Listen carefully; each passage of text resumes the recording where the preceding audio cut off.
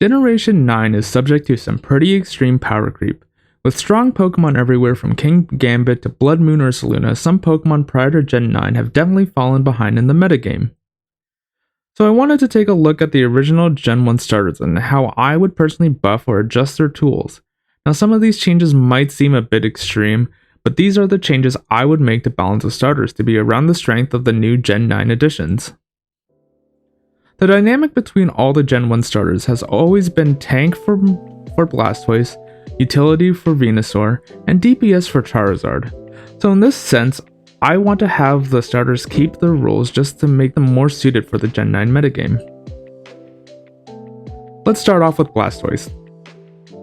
The idea behind Blastoise to me has always been a bulky water-type Pokemon that can dish out damage in return. But its current stats are too well-rounded to make that happen. In Pokemon, being a generalist is very much a detriment, and it leads to things such as 4-move syndrome. 4-move syndrome is a condition that affects really well-rounded Pokemon without a clear role, and can lead to a situation where a Pokemon might need more than 4 moves to do its job. First, I would change Blastoise's typing to Water Steel, as Water Steel is a fantastic typing that gives it a multiple of resistances, such as Flying, Normal, Water, Bug, Rock, and many others. Then I would change its base stats. Let's reduce Blastoise's physical attack to base 60 and reduce its speed to base 50. And I'm going to reallocate those stats into Blastoise's HP, making Blastoise have a base HP of 130. When I'm rebalancing stats, the goal is not to add extra stats, but keep the base stat total the same as the original Pokemon. This makes it so that Blastoise is now a bulky water-type Pokemon that it's supposed to be, and yes, while base 50 speed might sound bad, it turns Blastoise from an awkward B tier into a strong Trick Room Pokemon.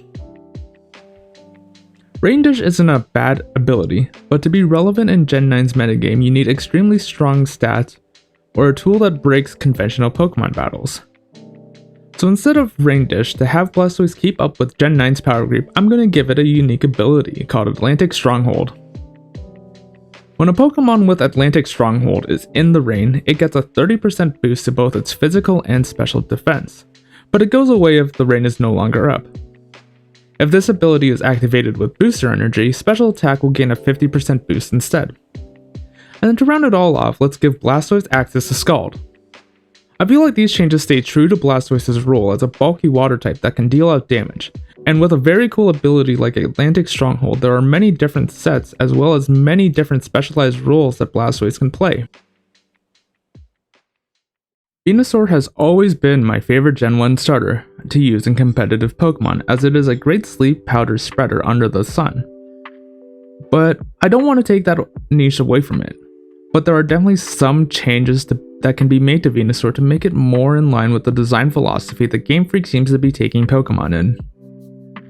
However, Venusaur now has to compete with other grass types like Ogerpon and Sinistra, so I'll be changing Venusaur so that it can carve out its own niche apart from other strong grass types in Generation 9.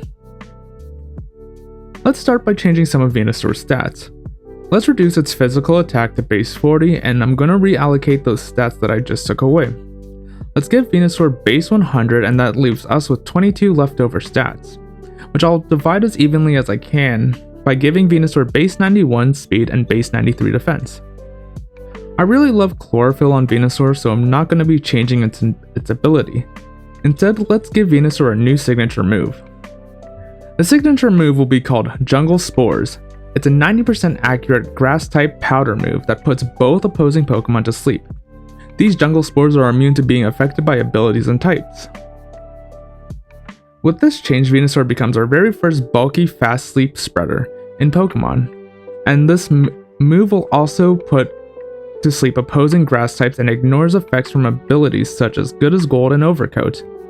However, this move can still be blocked by items like Safety Goggles or a Lumberry and a Chesto Berry.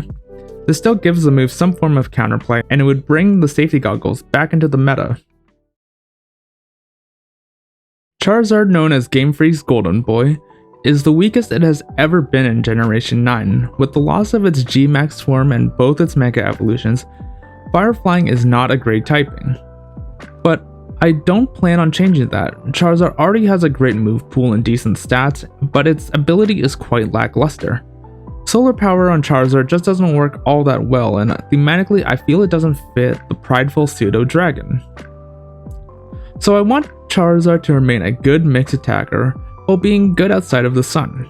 So this is my proposal to make Charizard a more viable choice in the Gen 9 metagame. I'm going to give Charizard a new ability called Dragon's Pride. Dragon's Pride boosts the user's special attack and physical attack by 50% whenever there is another dragon type or dragon-like Pokemon on the field. These stat boosts don't go away and stay applied to the user even after the user switches out. Dragon-like Pokemon can include every dragon-type Pokemon, the Dunsparce line, Gyarados, and Melodic. Personally, I think this ability is quite strong and thematically fits Charizard more than Solar Power. These are the changes that I would make to the Gen 1 starters to help them keep up with the current power creep of Generation 9. Let me know your thoughts if you think these changes are too overtuned or if they're not good enough. Next time I'll cover the Gen 2 starters.